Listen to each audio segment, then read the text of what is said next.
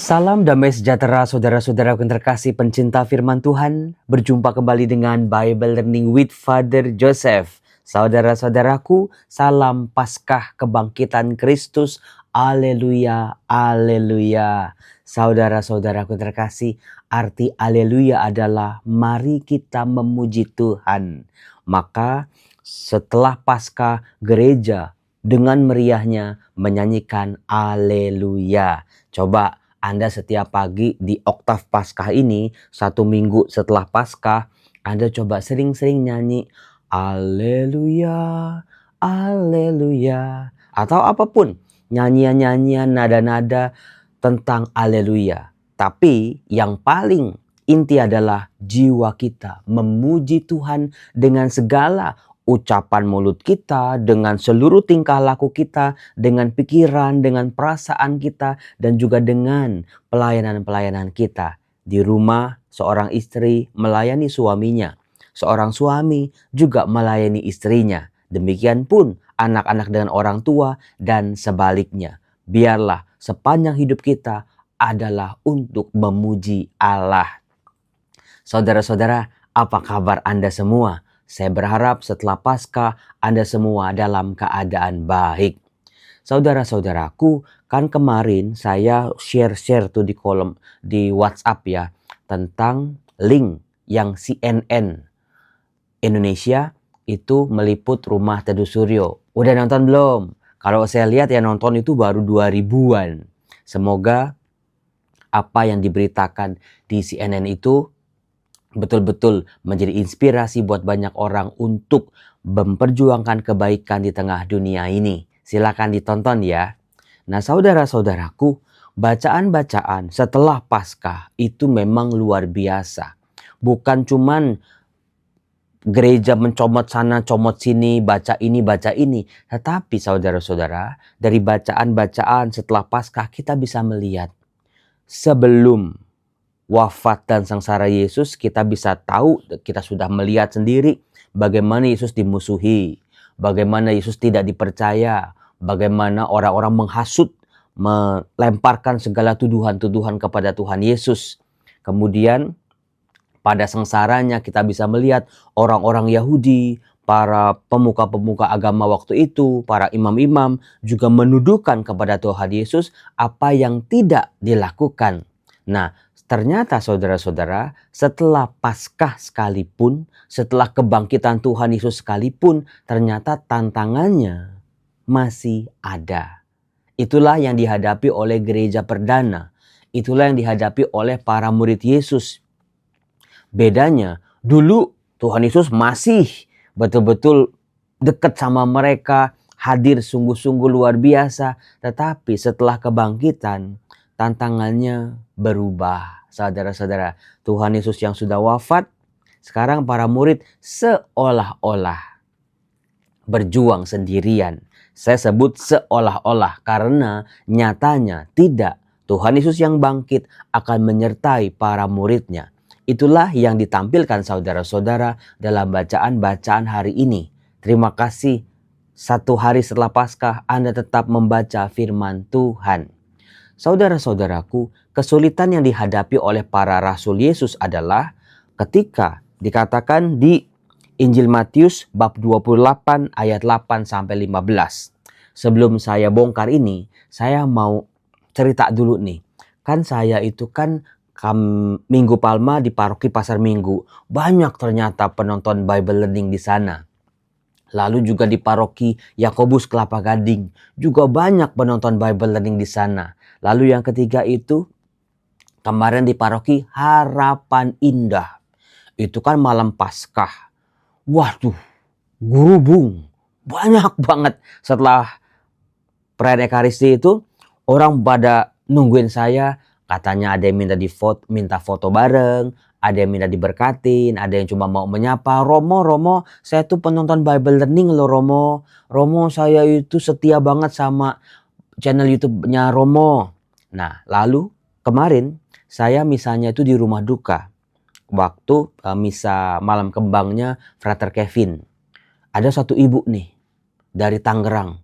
Romo langsung menghampiri saya, datengin saya itu penonton setia Bible Learning. Dulu saya itu males Romo baca firman Tuhan. Tapi gara-gara ada channel YouTube Bible Learning, saya pelan-pelan jadi ngerti. Bahasanya Romo mudah untuk dipahami. Terima kasih untuk penonton-penonton yang setia, luar biasa. Nah, di Matius bab 28, ini kan akhir dari Injil Matius. Dikatakan begini. Ketika mereka masih di tengah jalan, datanglah beberapa orang dari penjaga makam Yesus ke kota dan memberitahukan segala yang terjadi kepada imam-imam kepala. Jadi para penjaga-penjaga di makam juga bingung tentang batu yang besar bisa terguling sendiri, tentang penampakan malaikat, tentang para perempuan-perempuan yang datang ke makam Yesus, yang mengatakan bahwa Tuhan Yesus sudah tidak ada lagi di makam. Padahal mereka penjaga makam. Anda langsung bisa bandingin dengan apa coba? Tuhan Yesus disapa oleh Maria sebagai penjaga taman. Nah ini dia, dua pekerjaan, dua profesi yang sangat berbeda ini. Yang satu penjaga taman, simbol kehidupan, simbol keindahan, simbol segala macam hal yang berkat-berkat dari Allah. Sementara ada penjaga-penjaga makam.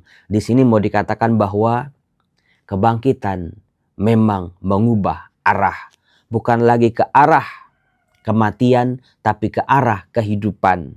Maka arah hidup Anda sungguh berubah setelah Paskah seharusnya. Jangan pakai cara hidup yang lama lagi. Masih begitu-begitu aja hidupnya. Jangan. Tuhan telah mengubah arah hidup kita menjadi ke arah kehidupan.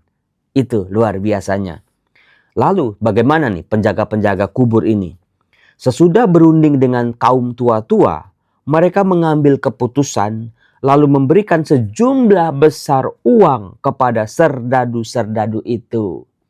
Dan berkata, kamu harus mengatakan bahwa murid-murid Yesus datang malam-malam dan mencuri jenazahnya ketika kamu sedang tidur. Dan apabila hal ini kedengaran oleh wali negeri, kamu akan berbicara dengan dia. Kami akan berbicara dengan dia sehingga kamu tidak beroleh kesulitan apa-apa. Mereka menerima uang itu dan berbuat seperti yang dipesankan kepada mereka. Dan cerita ini tersiar di antara orang Yahudi sampai sekarang ini. Minimal sampai Injil Matius ini ditulis, saudara-saudara, itu sekitar tahun 60, sekitar tahun 70. Bayangin 30-an tahun setelah Yesus wafat dan bangkit, kisah-kisah, kebohongan-kebohongan tua-tua ditambahin oleh para serdadu-serdadu penjaga makam Yesus masih berseliweran. Luar biasa bukan? Hoaxnya terus berkembang. Parahnya ada orang-orang percaya terhadap kebohongan itu. Anda lihat di sini penjaga makam dengan penjaga taman. Penjaga taman, Yesus sendiri, penjaga taman baru, Adam yang baru, berbicara soal kebenaran. Sementara penjaga makam berbicara soal kebohongan yang bisa disuap, bisa disogok, bisa dikendalikan oleh orang lain. Kalau Anda manusia kebangkitan, Anda mau jadi yang mana? Penjaga taman seperti yang dihadirkan oleh Tuhan Yesus, merawat kehidupan, menjaga alam, menjaga relasi, penuh dengan sukacita. Sementara penjaga taman meskipun dapat uang besar, tetapi hanya fitnahan yang keji. Kebohongan yang diterima, yang berlangsung terus menerus sampai generasi lintas generasi, saudara-saudara. Jangan. Meskipun dapat uang, sejumlah besar uang, saudara-saudara, hidup tidak akan bahagia kalau dilandasi dengan kebohongan. Nah, maka dari itu saudara-saudara, manusia-manusia kebangkitan harus penuh dengan sukacita. Nah, inilah saudara-saudara yang dihadirkan oleh gereja. Bukti bahwa Yesus telah bangkit, bukan cuman makam kosong, bukan cuman kesaksian-kesaksian para murid bahwa mereka melihat Yesus yang bangkit, tetapi kelompok para murid ini, gereja perdana ini, hidup dalam sukacita yang besar. Bagaimana itu bisa kita lihat? Kita lihat dalam Kisah Para Rasul yang dibacakan sebagai bacaan pertama, saudara-saudara. Kisah Para Rasul, siapa yang menulis? Udah pinter penonton Bible Learning. Ditulis oleh Lukas, pengarang Injil, penulis Injil Lukas. Lukas menulis 2 buku atau 2 kitab, Injil Lukas dan juga Kisah Para Rasul. Nah, kalau kita lihat Kisah Para Rasul bab 2, bagaimana gereja merefleksikan ketika para murid Yesus berhadapan dengan fitnahan-fitnahan yang tidak berhenti-berhenti, tidak bisa di-stop, tidak bisa dibungkam oleh para lawan Yesus, oleh orang-orang Yahudi pada waktu itu. Ngomong, oh enggak, Yesus tuh, kami tuh enggak mencuri tubuh Yesus seperti yang kau tuduhkan. Itu enggak akan mempan, saudara-saudara. Tapi bagaimana gereja melawan tuduhan-tuduhan itu dengan sebuah pembelaan iman.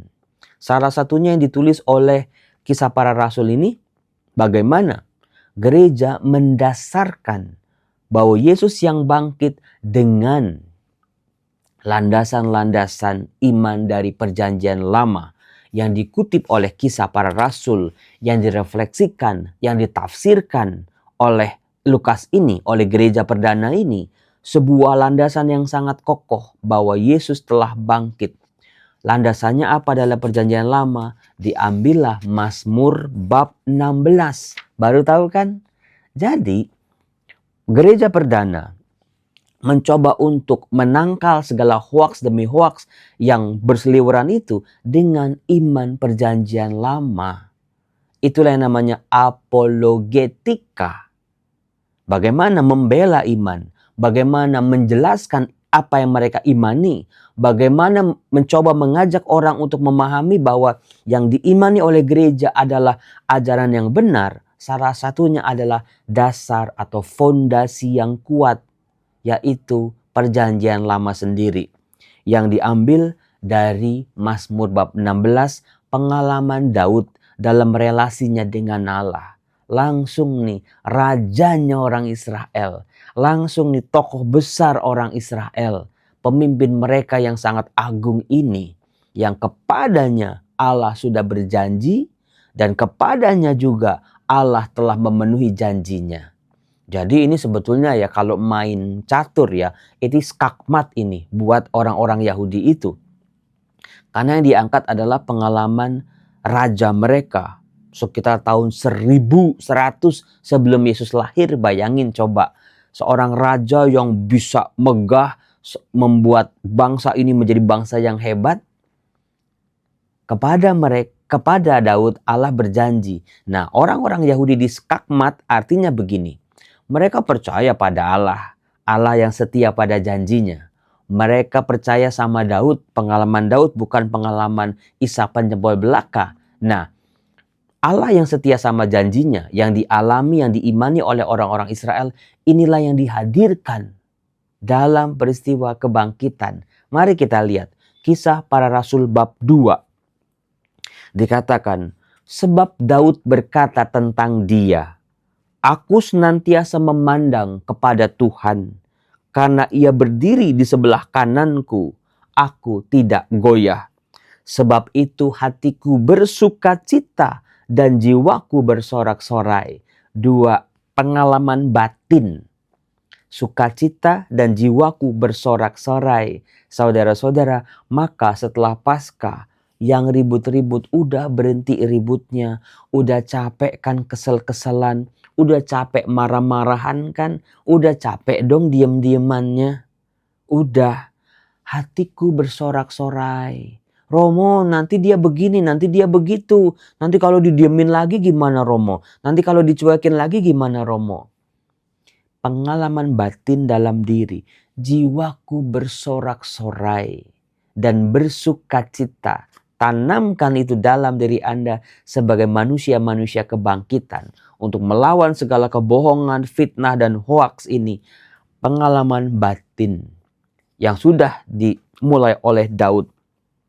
Bahkan tubuhku akan berdiam dengan tenteram.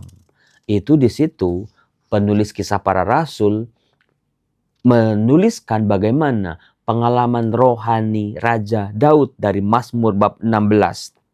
Sebab engkau tidak menyerahkan aku kepada dunia orang mati, dan tidak membiarkan orang kudusmu melihat kebinasaan. Maka Paskah Kristus harus membawa sukacita bagi setiap pengikutnya. Ya memang tadi saya ungkapkan bernyanyi Haleluya. Lihat kalau dalam perayaan Ekaristi, nyanyian Haleluya dinyanyikan dengan meriah pada hari Paskah dan seterusnya. Itulah sukacita yang sejati. Pujilah Tuhan lebih dahsyat lagi. Layani Tuhan dengan kasih setiamu dengan seluruh diri. Jangan gampang mengeluh. Saya suka setiap kali kita ketemu sama orang ya, apalagi orang yang cocok ya, apa yang kita omongin coba? Keluhan bukan? Aku sakit, keluarga aku begini, suamiku begini, istriku begini, anak-anakku begini, orang tuaku begini, temanku begini, bisnisku begini. Manusia kebangkitan, coba lihat, bisa bersyukur di tengah segala padang gurun kehidupan yang kering kerontang ini. Tuhan, terima kasih. Sekalipun aku berjalan dalam lembah-lembah, gurun-gurun yang kering, tapi Engkau tetap menyertaiku. Kabar gembiranya adalah saudara-saudara, segala sesuatu di dunia ini sementara loh. Temporary sifatnya. Kalau segala hal-hal yang baik datang kepada kita, syukuri betul-betul. Jangan udah makan sama anak, istri, sama keluarga, tapi malah dibawa ribut. Itu kan gak mensyukuri berarti. Syukuri betul-betul kalau bisa ada waktu kumpul, cerita dengan penuh kasih, dengan penuh sukacita itu. Nah juga kalau datang ke dalam hidup kita hal-hal yang buruk, ingatlah segalanya itu sementara. Apa yang buruk dalam hidupku ini juga nanti akan berganti dengan hal yang lain.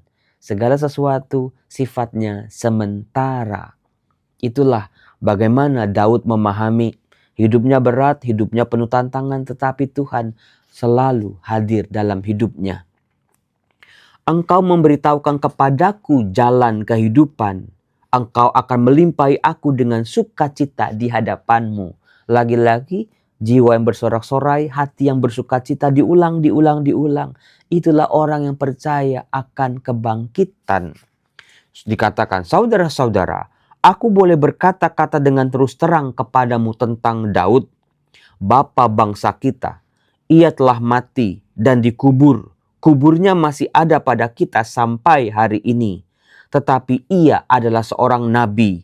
Ia tahu bahwa Allah telah berjanji kepadanya dengan mengangkat sumpah bahwa ia akan mendudukan seorang dari keturunan Daud sendiri di atas tahtanya.